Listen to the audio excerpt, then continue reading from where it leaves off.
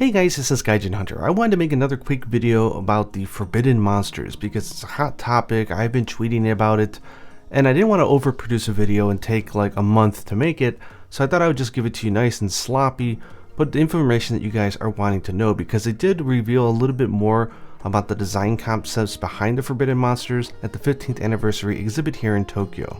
Just to give you guys some real quick background information, when I say forbidden monsters, there are 5 specific elder dragons, the black dragons, so to say, in Monster Hunter that Capcom has always vowed to pretty much never mention in any of the marketing materials, any of the sales stuff, the websites. There's never official renders for them.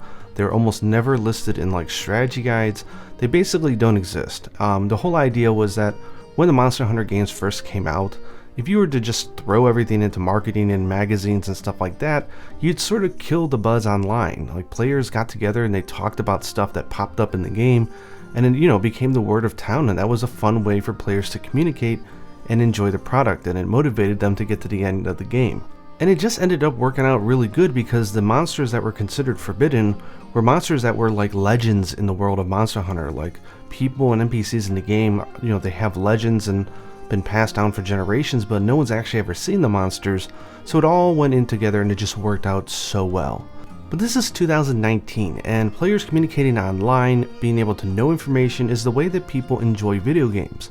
So Capcom's recognized this, so now for the 15th anniversary, it just seemed the perfect time for them to lift over this ban, so to say, for the forbidden monsters, and they're finally sharing some renders and talking a little bit about the design and history of the 3 Fatalises, Alatreon, and Miralis.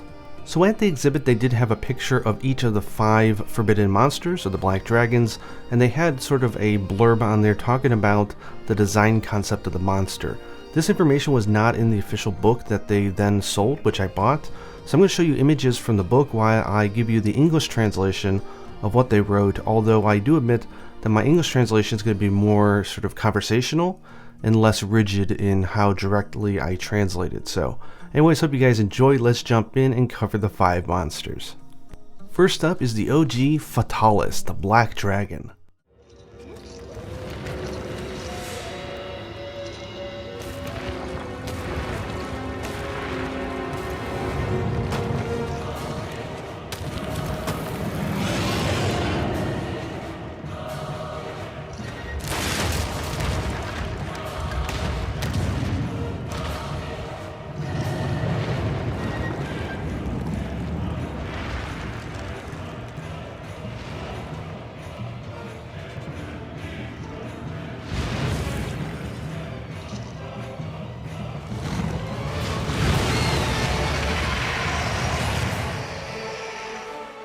When we made the first Monster Hunter game, we made it a choice to make all the other monsters wyverns and not traditional dragons.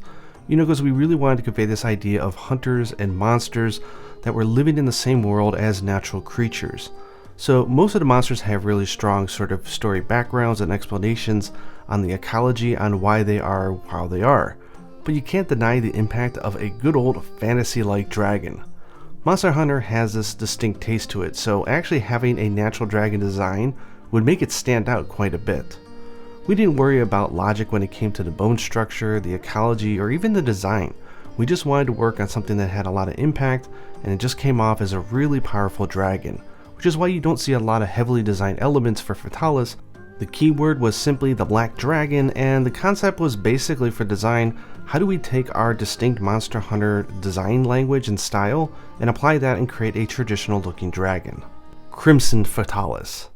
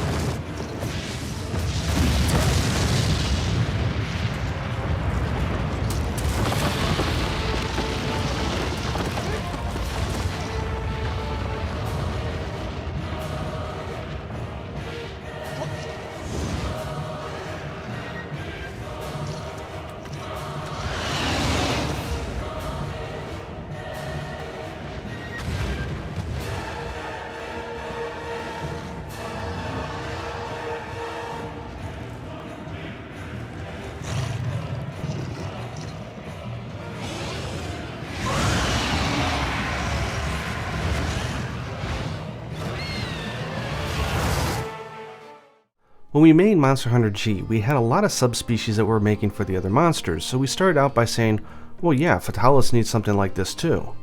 When we set out to make a design, we wanted it to have even more impact than the traditional black dragon. We wanted it to be stronger as well, so we came up with that idea of making it a crimson red and just a real violent black dragon. This was because Fatalis already appeared in Castle Strayed, had that air of mystery about it, and we wanted that battle with Crimson to just be more violent, so we immediately thought, let's stage this in a volcano, and that just led to it being red in color. By adding in a very distinct change in the design of one of its horns, we can convey the idea that this is Fatalis, but really pissed off. In the opening sequence of the monster, at the end it lunges forward and boom, the gameplay starts off right at that moment. When we were designing it, we found out that all the hunters basically carded.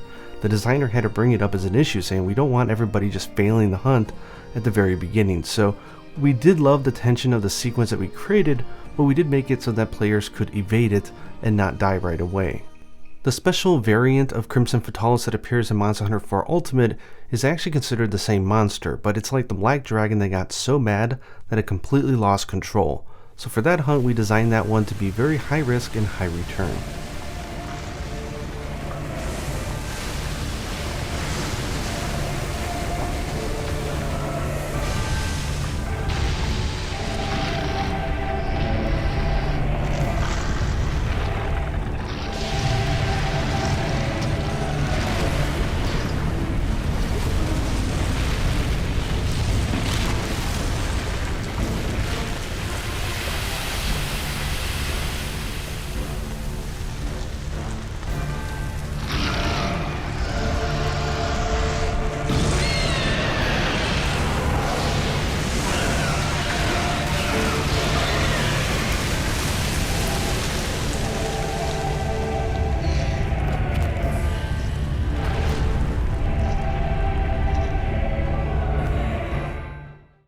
White Fatalis.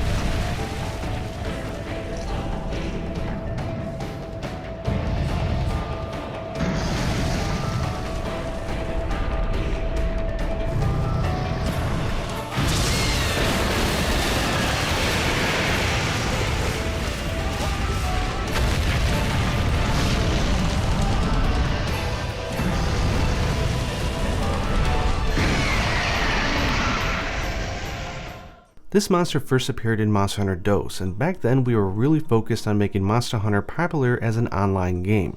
So we wanted a monster like Fatalis that could be the topic of conversation but online. We had already fleshed out the concept of elder dragons. They were monsters outside that normal pyramid of nature, something that could affect ecology and environments around it. And inside that group of elder dragons, Fatalis was at the top. So we started with the idea we wanted to have an elder, but with an even longer history and mystery than Fatalis had. It's not that we wanted something stronger or scarier, just older.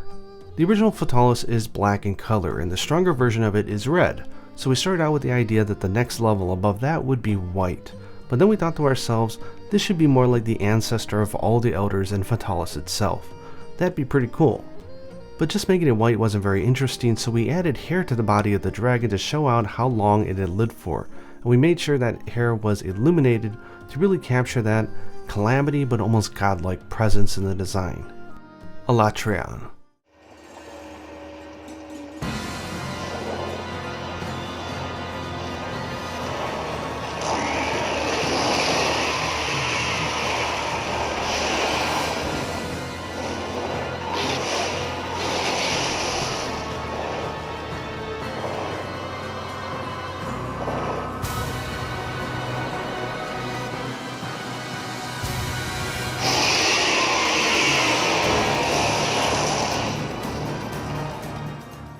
We started out wanting to create a black dragon-like monster for Monster Hunter Tri, but Fatalis is pretty large, so the fights with it don't tend to be that active. We wanted a monster with a much more close quarters and intense tempo, a monster that through its variation in attacks could really display its true strength.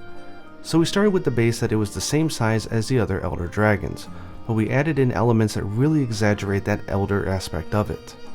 While the base is that of the Black Dragon, we thought it'd be cool if hunters around the world would be like, "No, it's white," or "I saw it and it was red."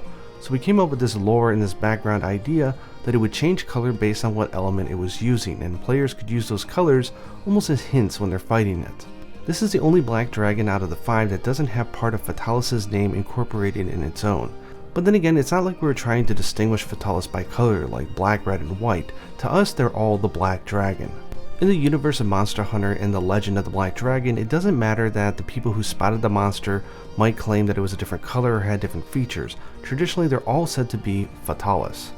But of course, this is a game and we need to distinguish between them because we want them to each have their own unique gear. So while it doesn't have the same name, it still carries the same concept behind the name.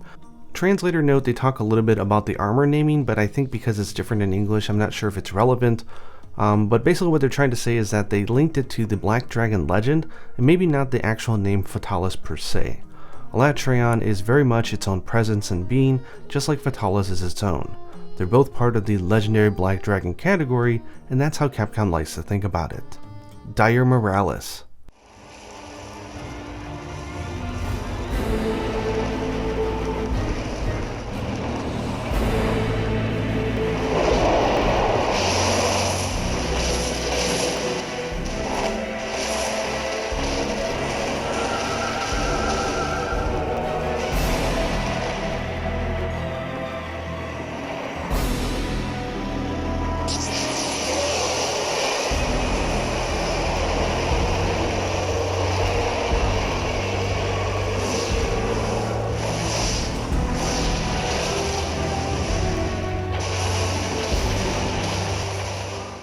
We started out knowing that we wanted a final boss monster that would go back and forth between underwater and the ground because this was for Tri-G and underwater was a big part of that game, and we knew that we wanted it to have parts on its body that the hunters would break.